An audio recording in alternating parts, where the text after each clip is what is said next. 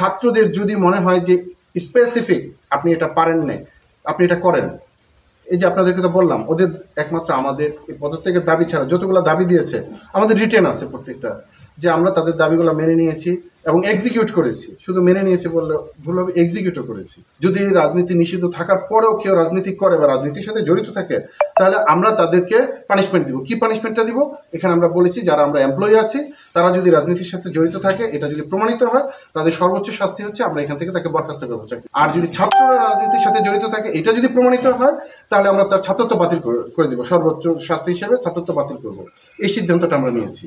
যারা এই অনাকাঙ্ক্ষিত ঘটনাটা ঘটাইছে আমাদের ছাত্ররা যদি জড়িত থাকে এটার সাথে, এটার জন্য আমরা একটা তদন্ত কমিটি করেছি, 4 সদস্যের একটা তদন্ত কমিটি, যে 3টা ওয়ার্কিং ডে এর মধ্যে তারা আমাদেরকে একটা রিপোর্ট দিবে যারা দোষী এটার জন্য। যারা দোষী তারা সর্বোচ্চ শাস্তিটা পাবে আমাদের এখানে। এবং সেই কমিটি সকাল থেকে কাজ শুরু করেছে। তাদের যে দাবিগুলো ছিল প্রত্যেকটা দাবি আমরা এন্টারটেইন করেছি।